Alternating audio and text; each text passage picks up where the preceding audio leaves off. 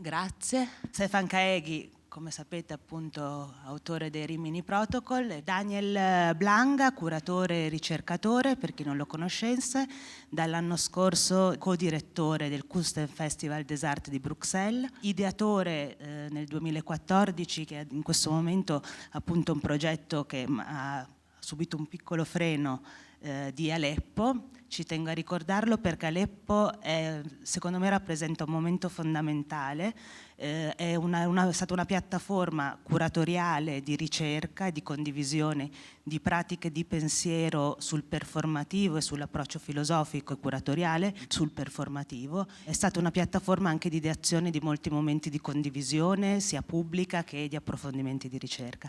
Daniel seguirà come docente a Stefan, quindi ci è sembrata una grande e bella occasione avere questo passaggio di staffetta pubblico e condiviso, e quindi in questo momento è anche stato un momento di conoscenza reciproca direttamente su una pratica di lavoro.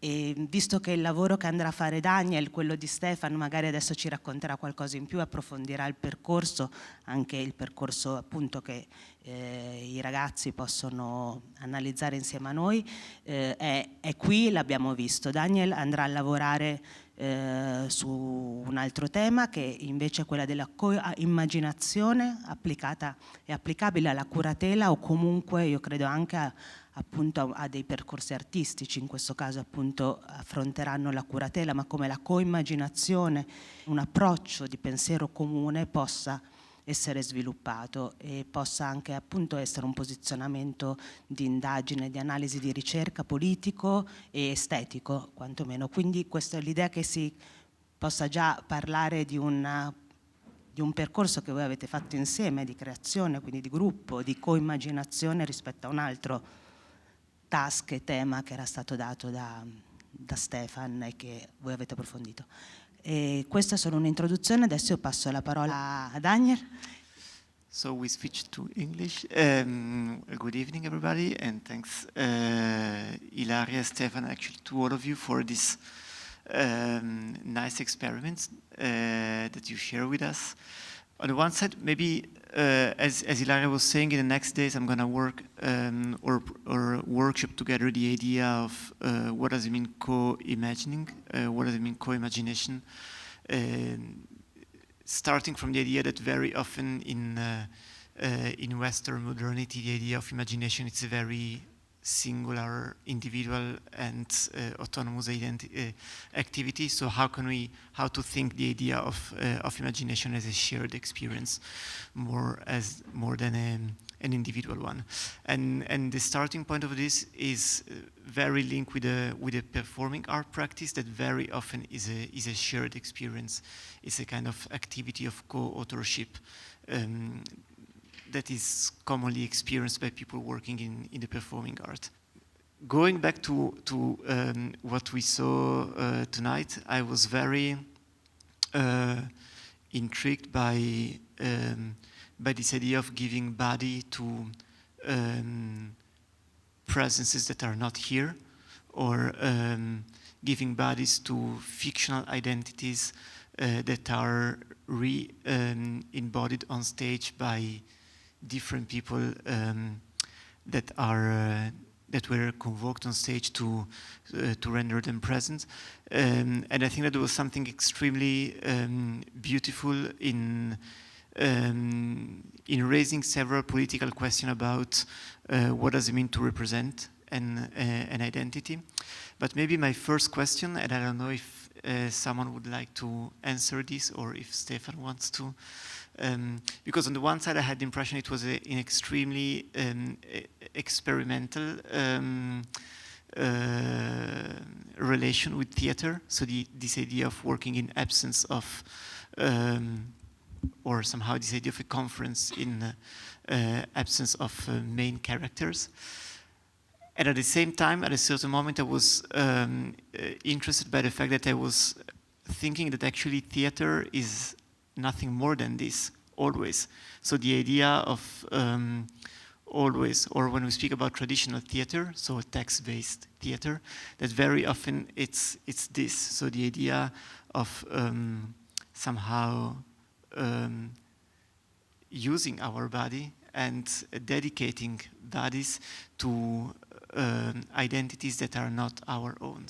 That somehow it's a kind of very interesting and sometimes also problematic idea of reappropriation of identity or reappropriation of bodies, depends from which direction we see it.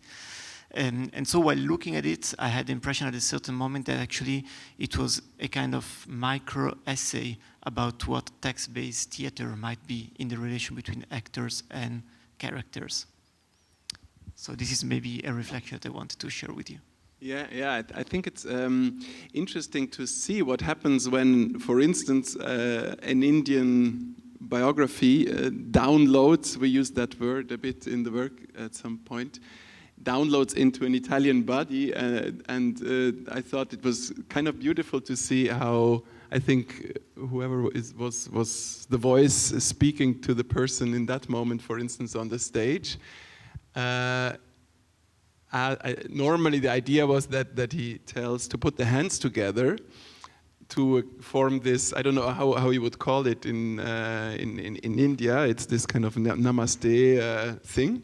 And obviously the download into the Italian body then produced more kind of a Catholic gesture of a more put hands together in a local prayer way. So that's one of these differences of appropriation of somebody else. What I think is, for us it was super exciting, I guess for you guys also, to see what will now happen, because such a performance, how can you rehearse it? You can somehow try to find out what is the preparation, but as we eliminate about everything, you said it's the classical idea of theater, no? You impersonate somebody else, you pretend as if you were somebody else. It's the very text, it's a very classical gesture of theater, but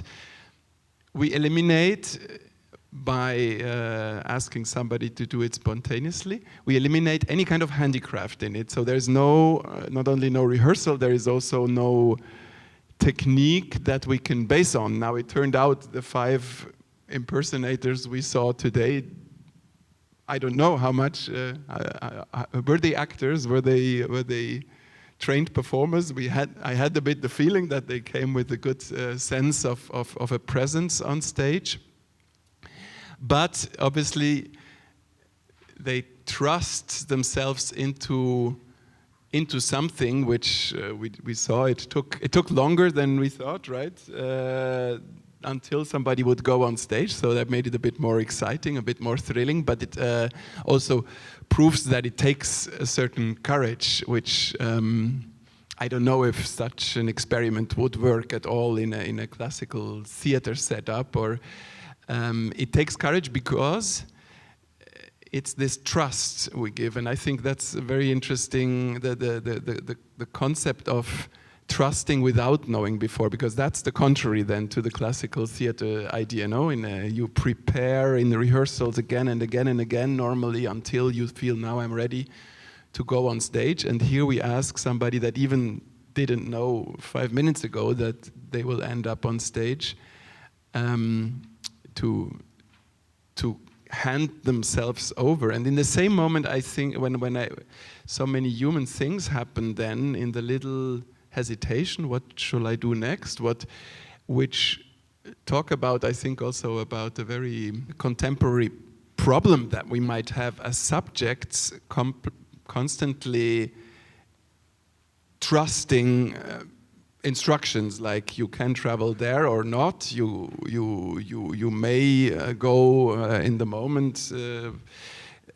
You may trust this algorithm that tells us on the phone this is the shortest way. You might catch the train in that timetable, and this is almost more exhibited.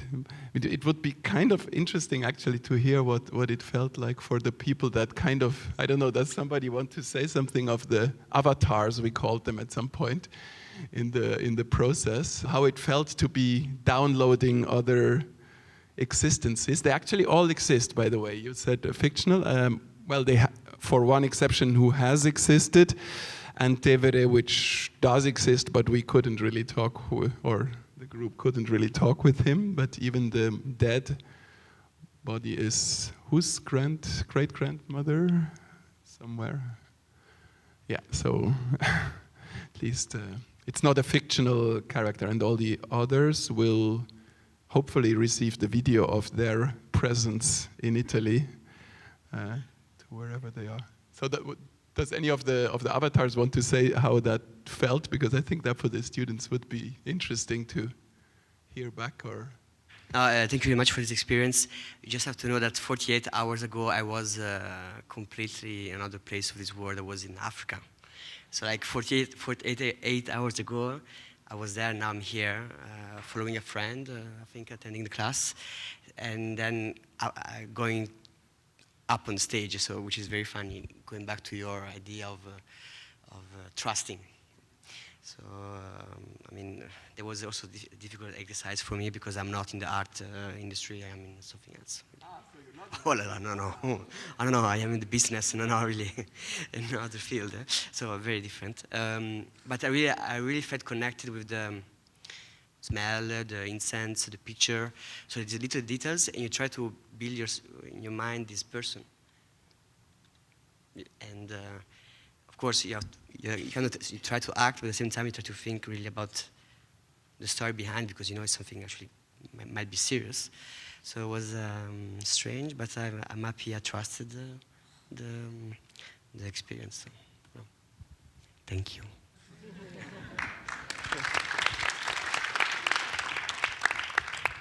Is there anybody who would like to say something about what it looked like now? I mean, on one hand, you're too close to the experience to judge it from outside, but on the other hand, you pre-scripted and pre-co-imagined what would happen. Was that about the thing of the theater? Because I'm always very motivated to continue to do theater for this special thing, which is magical, I think, is that when there is really the real moment of tension, even if we weren't on stage, magic happens, and like the things has to go exactly in this way. And I felt that all the performers, all the audience that have chosen to come were exactly perfect for the characters.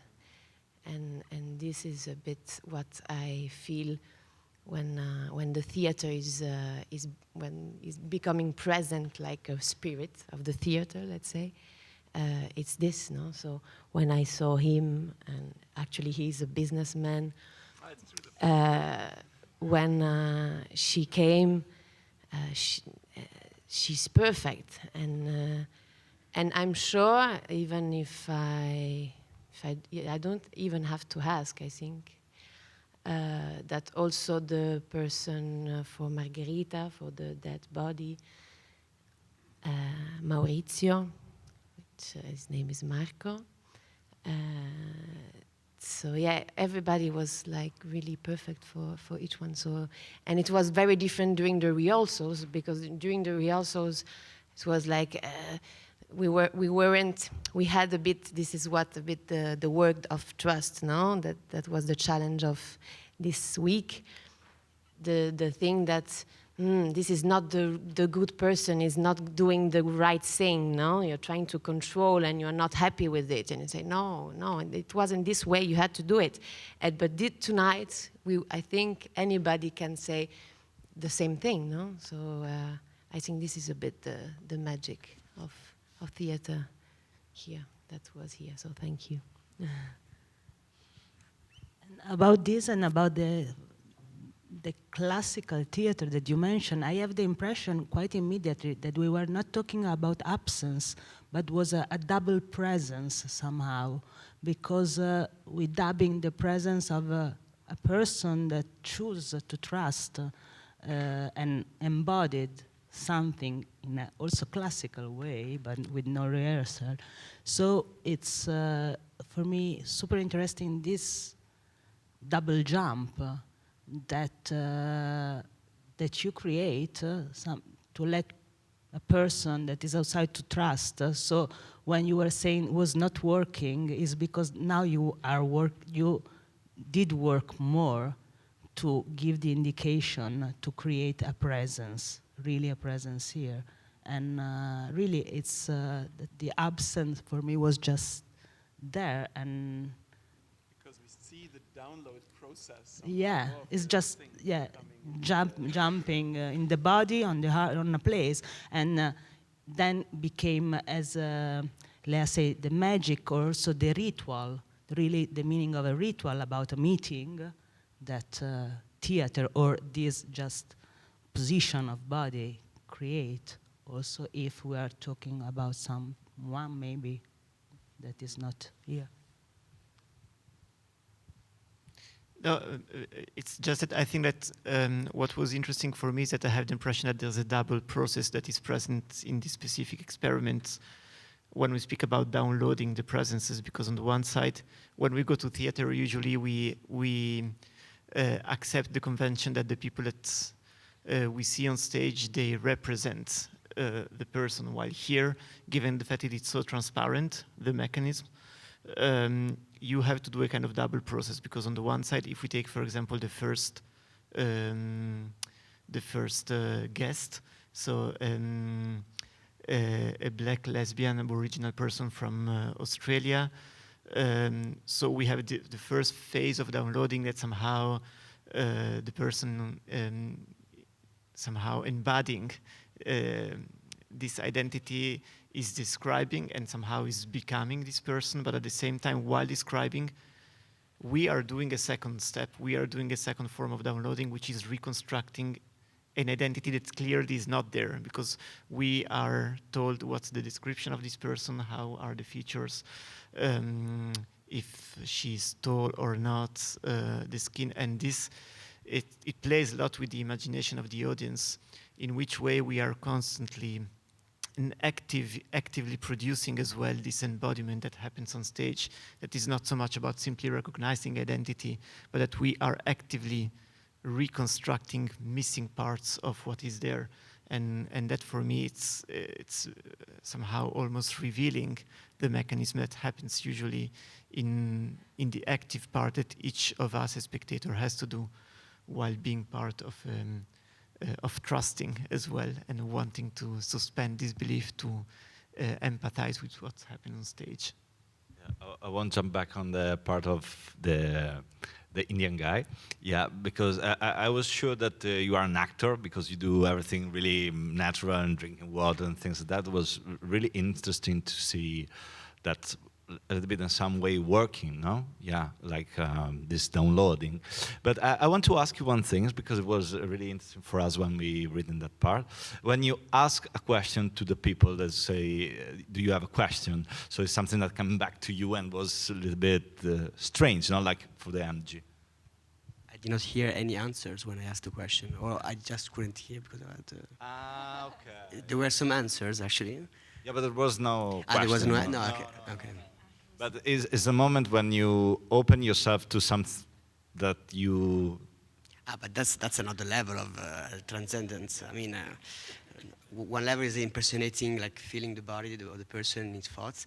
Something else is going to the other people. I'm not able to. I did not feel that yet, but probably I think with the co-imagination as well, you guys will be. I think. Is there a reason why, like, the first part was written on paper and the other ones were instead with the headphones? Basically, we're just 5 different groups of students collaborating on 5 different biographies that they chose. So, I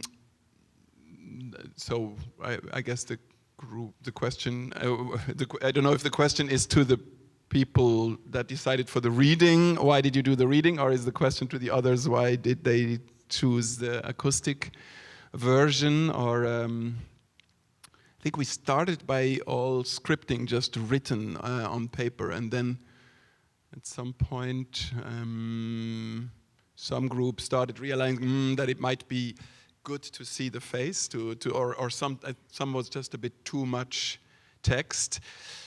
Now, critically looking at it, also obviously, the process where something very authentic happens about somebody being instructed, it's also a very slow process. So if we would have another week to work on, we would probably start to think, how can we make the setup more complex? How can, while one is being instructed, then the other one, so to create layers, I think, would be kind of the next step, because it's a very pure experiment the way it was now, and it could obviously be more interwoven. I don't know if would any of you choose a different medium when it comes to, you had the group where you were the written one. Would you change to audio, or would you want to say anything? I wouldn't change it, for Bonnie at least, simply because it seemed to work as it was. As a matter of fact, as we proceeded with the work, it became clear, or we thought that it worked because it was minimal, because it in every dimension. Possibly for another person I would change, I'm not sure, depends. I think it's very interesting, the thing that you said, Daniel, about the fact that there is a kind of similarity or evidence of a process that it's that of the typical theater, where there's an actor impersonating someone. At the same time, I think that here, the level of imagination that I was intrigued by was more than how to imagine the character that was impersonated, was to imagine what was happening in the ear of the directed person. So it was more an imagination, at least for me, an imagination meaning a critical observation of what direction is. So of what it means to direct something, and what is the effect that this creates. Now, I'm not sure that this might become a sort of a technical form of co-imagination, but it's interesting the fact that there is some point where you imagine what the director is actually saying, what the director is actually thought, how to instruct and create the character, and how to instruct the actor on stage. And it all seems to become a sort of a technique for creating, without any, in fact, specific technical skill, a form of, I wouldn't say spontaneity, but a form of avoiding that kind of fake, of feeling of falseness, of faults, that often the acting manifests. Is it a technique of co-imagination? What do you think? Well, maybe it's a technique of co-imagination, or maybe it's the imagination of the technique, what you're describing. No, that somehow that we are also fascinated in theater by everything that goes beyond what is represented, but how it's represented and how it happens, and that this constantly,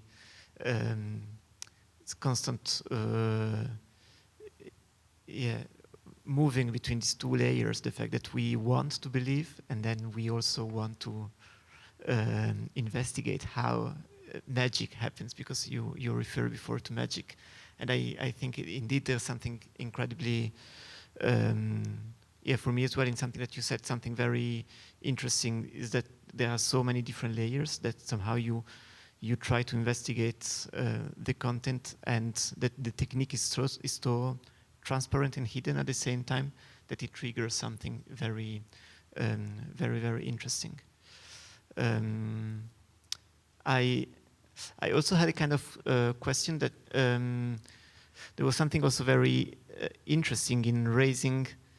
I found the format extremely interesting, and then my question is, how can we place this format in a kind of broader context, which is, I don't want to sound too critical, but which is the context or the contemporary practice of outsourcing. that somehow it's so present in neoliberal capitalism, the idea that somehow you outsource parts of labor to external elements that are no longer at the core. And by doing this, very often you precarize what the core of the structure is. And I have the impression that there's something completely different here, but at the same time something interesting to reflect about what's the limit of outsourcing in formats as well. Actually, it's interesting that I would describe it exactly as the contrary, insourcing, because where my reflection before this week comes from, where I said maybe it's interesting to dedicate this week to this kind of an experiment, is that during the summer we were discussing a lot what the experimental theater scene that has developed co-production models where you travel a lot, and festivals like the one you are organizing are obviously inviting things from far, because we believe that what people are thinking far away matters to us, because we are connected to each other, among others, because of processes of outsourcing. Our discussions this last summer were a lot about the questions: how is it possible maybe to develop what are the instructions to a presenter in such a way that less traveling is needed, not the whole ensemble, maybe not the whole stage design, stage set needs to travel. Can we go that extreme that instead of bringing a company from far away, bringing their idea, and then with all these problematic aspects, like you mentioned, the cultural appropriation or others, the missing human link that you then don't have anymore. And obviously the easiest way to do this is always, okay, let's organize a Skype meeting, but theater in a way, as we saw it tonight, it has a haptic quality when you can kind of relate a gesture of laying on the table like Tiberi or a text or a word to have it delivered by a human being that is in front of you with the presence or absence that you kind of described. So our thinking came from the, how could we, it always says think global and act local. Could this be a way that, and obviously there are performances that happen that way. We saw yesterday in Teatro India, some of us, a performance that was created here during, I think, a week of rehearsals with local performers with an idea that came from far away. And yeah, it's a very radical format to say we don't rehearse at all, we don't prepare at all. So it's in a way taking this to an extreme.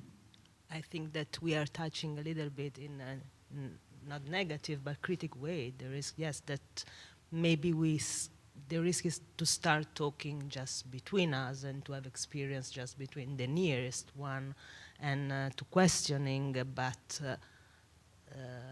we can embody, but we need body to meet still, but not maybe the same body or the bodies that belongs to the same part of the world. So it's true that we have to save CO2, but we have to be aware, yeah, I think, to the ecosystem of body meeting. And for me also this create this.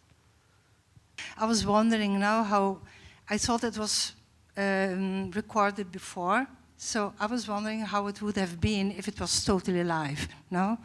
Having seen which person came on stage and if that would have made a difference. And there was no idea about improvising at the moment. I think there was already a lot of risk. of risk in yes. having someone who doesn't know at all what's going to happen.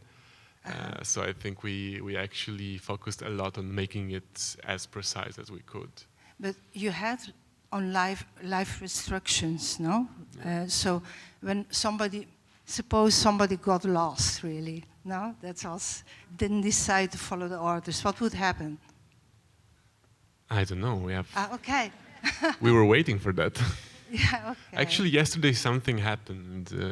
Someone decided to test and try to act differently than he was instructed to. And I think that was an option. Okay. This is interesting also that, like, that's how we behave. Like, if we go there, then we follow instructions. But it was totally possible that someone would go crazy and do whatever they wanted. Yeah, that was possible. Yeah, it was possible, yeah. I think this tells a lot about, the device, but also about our authority, Yes. embodied authority, I don't know. But it's normal, I think, that people just follow the rule. They go on stage to play the game, so I don't know. And in this case, and also in other cases, and Rimini protocol work too, that we were analyzing some days ago, that if you decide to go in and participate, and of course there is the shyness, there is the difficult things to do a step in, but you can realize that you have the power in that moment to stop everything or to not follow the director or the direction that advises, things gives to us, but in that moment maybe you can also touch this possibility, and I think that also this create a special moment that you embody maybe also yourself at the same moment, so you have the power to be in or out. There to say like, you can do this or not. You can choose, but I mean. And like speaking about this, I was thinking that I think watching the other performances, maybe that moment where people thought about what actually was behind, like Cesare was saying before, was really interesting. Also because of this, because there is this glitch between the identities that are being on stage that is made clear somehow, and so you kind of are able as part of the public to switch between what is going on like as a performer and as a character that the performer is impersonating. So I think it is actually interesting to see the glitch, because even if there is not like this you can do it or not, still there is, I think, some kind of difference between what you wrote and what it is actually being done on stage. So I think that this thing there is still, even without writing, you can do it or not, because I mean the person who is on stage is still him or herself. So you cannot really, as you can be as precise as you want, but they will always have their own gestures. And if you say point to the screen, they can do it like this, but they can do it like this. I mean, so yeah, I think it's really interesting, the glitch between the instruction and what is going on actually. So first of all, thank you so much for this evening. And secondly, I was asking something about the scenographic part of, because each story was related with one or more objects, and some objects I think were a bit like stereotype, like the incense for the Indian doctor, maybe, I think. But other ones were really interesting, like the bottle of water for the Tevere and so on. So how did you link the objects to the stories, to the script? And how did you decide to, each object in which story it was linked to? The bottle of the river, I don't remember how this came out. I think it's the easiest way to bring water around. And also we went to have a walk, to have a meeting with our entity. And we saw all these bottles and balloons playing with the river. And so this also gave us a little advice. And also, I think in a moment we were thinking also to, and this is interesting about the bit about how much you challenge the person coming, because we were thinking to make the person believe that it's actual water from the river, and then ask them to drink it, and to see how they would react. But then we didn't do it. The voice was saying, "Hey, don't worry, it's drinkable." It's a nice metaphor, like if you think of containers and contents. In a way, you know, the avatar is a container, and you're, you know, putting the content on it. And we were thinking, what defines a river? This was our question. Is it the water flowing in it? Actually, maybe it's the container that is made by the water. And so, like, it was a nice metaphor also for the person that is there, that is actually just a container. And that's why also then he takes the water in. Okay, so when you will walk out now of the theater, I guess you will look at all the others as potential containers and check their ears if they have in-ear instructors, outsourced second identities that might actually be talking to you when they're talking to you. And I think then now we can have the more close physical meeting afterwards outside. Do you want to say something too? Thank you to everybody. Thank you, Stefan Kaegi. And thank you, Daniel. Thank you to all of you. And it's super nice to have you here, that you understand how important it is to share something that usually is close, because this is a didactic program that needs to be crossed by everybody and to be shared. So hopefully, let's keep going also together in this new adventure, and I hope that you will be here with us. This is an advertisement also on the other open moment that we will have. Thanks to the students for a great week. I enjoyed being here in Rome, and I'm looking forward to come back in a year to see in what direction you have developed in some way or another. Bye. Thanks.